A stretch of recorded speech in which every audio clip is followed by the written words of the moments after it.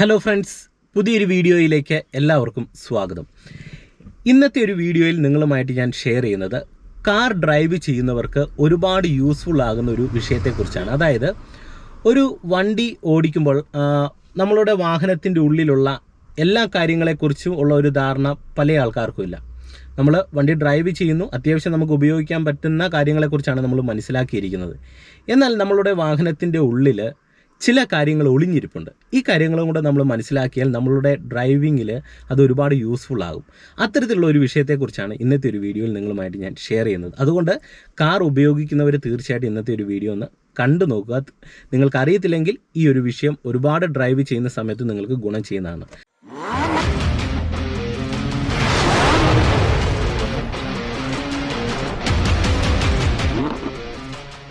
അതായത് നമ്മുടെ എല്ലാ വാഹനത്തിൽ നമുക്ക് പിന്നിൽ നിന്ന് വരുന്ന വണ്ടികളെ കാണാനായിട്ട് നമ്മൾ ഉപയോഗിക്കുന്നത് വാഹനത്തിൻ്റെ ഉള്ളിലുള്ള IRVM ആണ്, ഇൻറ്റേർണൽ റിയർ വ്യൂ മിററാണ് ഈ ഒരു മിറർ.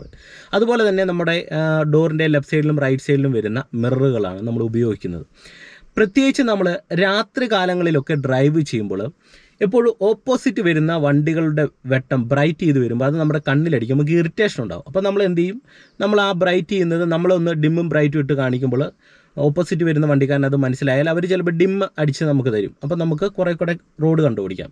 എന്ന് പറഞ്ഞതുപോലെ തന്നെ രാത്രി ഡ്രൈവ് ചെയ്യുമ്പോൾ ഉണ്ടാകുന്ന വലിയൊരു പ്രോബ്ലമാണ് പുറകിൽ നിന്ന് വരുന്ന വണ്ടികളുടെ വെട്ടം ഈ ഇൻറ്റേർണൽ റിയർ വ്യൂ മിററിൽ അടിച്ചിട്ട് നമ്മൾ നോക്കുന്ന സമയത്ത് പുറകിൽ നിന്ന് വരുന്ന വണ്ടി ഏതാണെന്നോ അല്ലെങ്കിൽ പുറകിൽ നിന്ന് വരുന്ന ആ ഒരു വെട്ടം നമ്മുടെ കണ്ണിലടിക്കുമ്പോൾ നമുക്ക് ഇറിറ്റേഷൻ ഉണ്ടായിട്ട് ബാക്ക് സൈഡ് ക്ലിയർ ആയിട്ട് കാണാനായിട്ടുള്ള ഒരു ബുദ്ധിമുട്ട് വരും.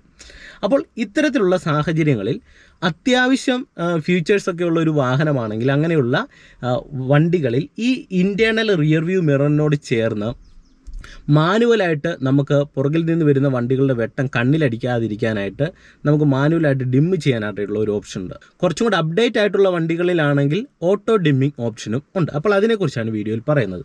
അതായത് നിങ്ങളിപ്പോൾ ഈ ഒരു മിറർ നോക്കുക. ഈ മിററിൻ്റെ അടിഭാഗത്തായിട്ട് ഇതേ ഇവിടെ ഒരു ചെറിയൊരു നോബ് കൊടുത്തിട്ടുണ്ട്. പല ആൾക്കാർ ഈ ഒരു നോബിനെ കുറിച്ച് ചിന്തിച്ചിരിക്കുന്നത് നമുക്ക് എന്തെങ്കിലും ചെറിയ ടോയ് പോലെയുള്ള സാധനങ്ങളൊക്കെ ഇങ്ങനെ തൂക്കിയിടാനായിട്ട് കെട്ടി വെക്കാനായിട്ട് ഉപയോഗിക്കുന്ന ഒരു സാധനമാണെന്ന് പലരുടെയും ഒരു ചിന്തയുണ്ട്. എന്നാൽ ഇതിൻ്റെ ഒരു ഉപയോഗം എന്ന് പറഞ്ഞാൽ നിങ്ങൾ നോക്കി, ഈ ഒരു നോബ് ഞാൻ ജസ്റ്റ് ഇങ്ങനെ ഒന്ന് പ്രസ് ചെയ്ത് കൊടുത്തു കഴിയുമ്പോൾ ഇതിൻ്റെ ഒരു ഉപയോഗം എന്ന് പറഞ്ഞാൽ പുറകിൽ നിന്ന് വരുന്ന വണ്ടികളുടെ വെട്ടം നമ്മുടെ കണ്ണിലടിക്കുമ്പോൾ നമുക്ക് ഇറിറ്റേഷൻ ഉണ്ടാകത്തില്ല. കാരണം ആ ഒരു ടൈമിൽ നമുക്കൊരു ബ്ലറായിട്ട് മാത്രമേ പുറകിൽ നിന്ന് വരുന്ന വാഹനത്തെ കാണാനായിട്ട് സാധിക്കത്തുള്ളൂ, ആ വെട്ടത്തെ.